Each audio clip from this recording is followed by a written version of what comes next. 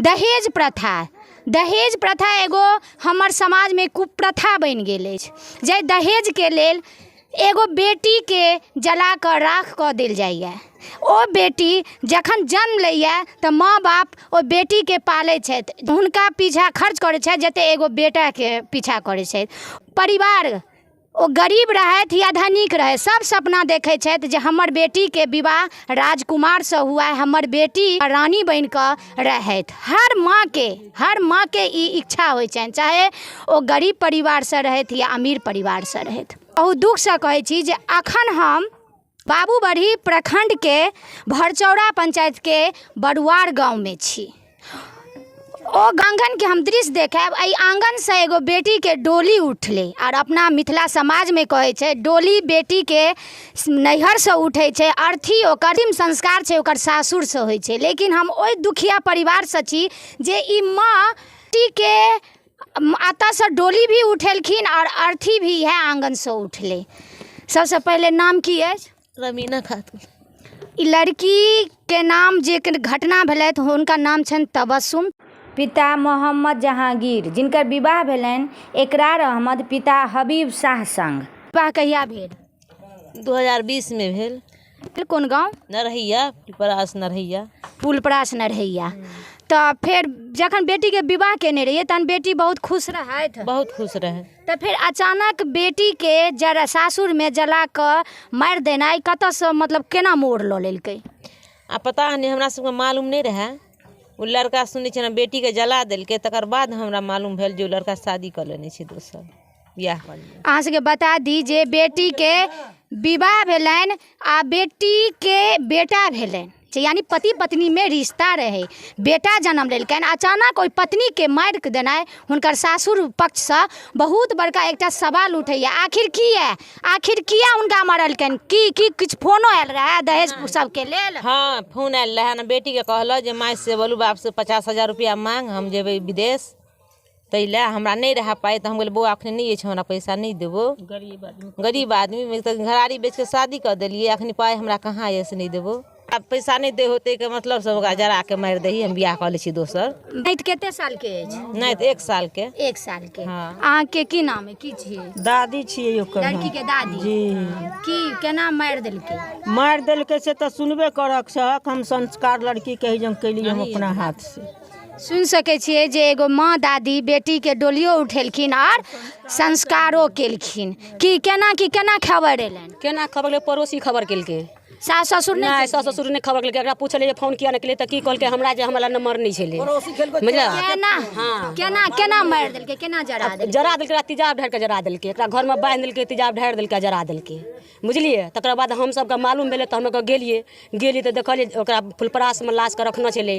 गाड़ी में लोड केलकै, एम्बुलेंस में त खत्म भ गेलै। एकरा दरभंगा ल गेलिए, डॉक्टर में ल जाके एकरा देखेलिए। तब हम एकर सास के कहलिए एकरा डॉक्टर एले करके पोस्टमार्टम होगा।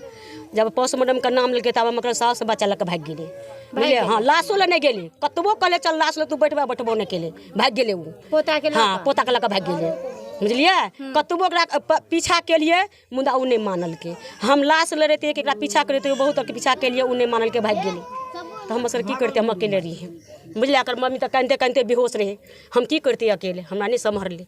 तो फिर वो लाश के की केलखिन? लाश के ओतऽ लाबलिए पोस्टमार्टम भेला के बाद में, तो ओहिठिन से एकरा नहा सोना के एकरा मट्टी भेल। यानी ओकरा सासुर से ओकरा मिट्टी नहीं देलिए? नहीं, सासुर से एकरा मिट्टी नहीं भेले। एकटा लड़की के लेल कते दुखद बात है जे ओकर विवाह होइया आ ओकरा सासुर के जे कहल जाइ छै जे विवाह के बाद जे होइ छै से एकटा लड़की के अपन घर सासुर होइ छै। अपन जे जन्म जतऽ जे डीह पर जे माटि पर जन्म लेलथि ओ माटि से ओ नहीं उत्तीर्ण होइ छथि। जे सासुर में हुनका विवाह होइ छनि ओहि सासुर के माटि से उत्तीर्ण।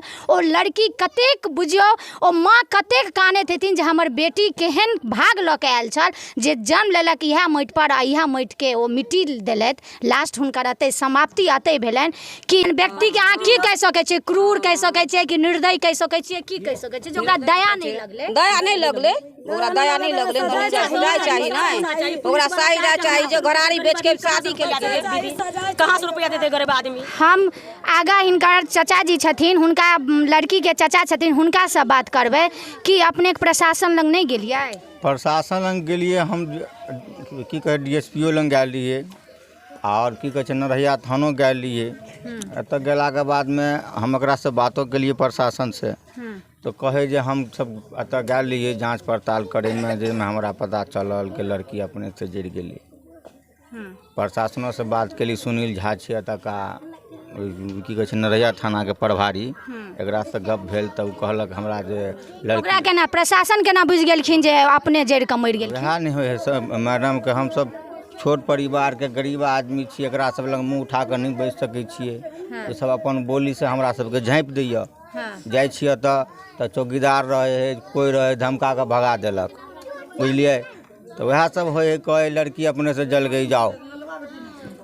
प्रश्न अतः उठैया, एक तऽ गरीब के जे छै से बहुत ही दबका कऽ राखल जाइए, और ई सही बात छै। ओ गरीब जे पूरा जमीन बेच कऽ अपन घरारी बेच कऽ बेटी के विवाह केलखिन, ओकर बाद ओम्हरसँ 50,000 के मांग होबऽ लगलै। जखन ओ बेटी के हम विवाह भेला के बाद अगर 50,000 दैते रहबै तऽ हम बेटी के किया विवाह करेबै? तहन तऽ हम अपने घर में राखि कऽ ओकरा जेना बेटा के राखै छै तेना राखि लेतियै।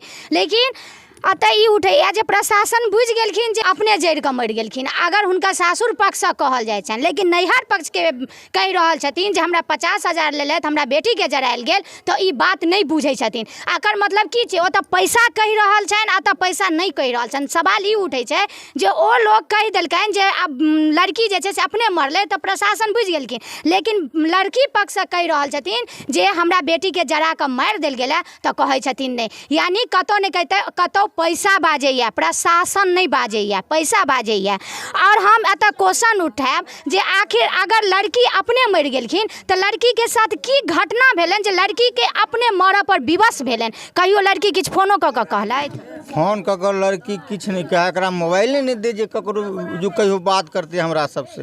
यानी कतौ ने कतौ लड़की के दबा कर रखा। हाँ, लड़की के दबा कर रखे, कहियो फोनो नहीं कर दे लड़की के मारे, मोबाइल मांगे जे कनी माई बाप से बात करब तऽ लड़की के मारे, कहीं तोरा बात क्या कर देबो, दबा के राखे अंदर में। कि अहाँ मीडिया के माध्यम से, दर्शक के माध्यम से अहाँ प्रशासन से आ सरकार से की मांग कर रहल छी? प्रशासन से और सरकार से यह मांग छै जे मुजरिम छै एकरा सजा मिलबाक चाही। एहि के अलावा अगर सजा नहीं देते मुजरिम के तो आइ हमर बेटी मरलेगा, फिर कल ककरो बेटी मरते, सरकार देखते रहते बैठ कर।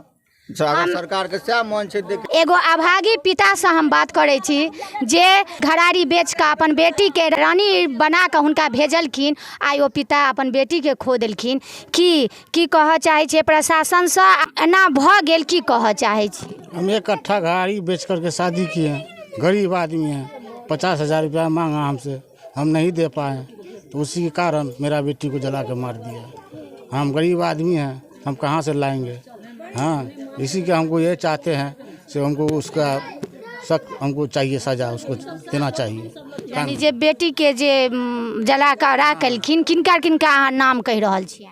मेरा दामाद है और मेरा वो समधिनी है, समधी है, और उसका मेरा दामाद का एक नाना है छोड़ी में, एनुसा, वही वो है एक।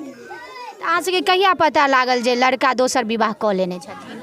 यानी कि वो घटना के बाद 15 दिन के बाद हमको पता चला, उसी दिन घटने दिन पता चला। घटना दिन पता चलल जे लड़का जे छै से दोसर शादी कर लेलकै। हाँ, की नैत कतऽ अछि? नैत हमर समधिनी लऽ कऽ भागि गेलियै। तऽ की प्रशासन के की कहऽ चाहे छियै? नैत हमर नाति के हमरा दऽ दिले, हम नाति के हम अपन पुछि लेब। बेटी के बदला बेटी बुझबे नहि छै हमर।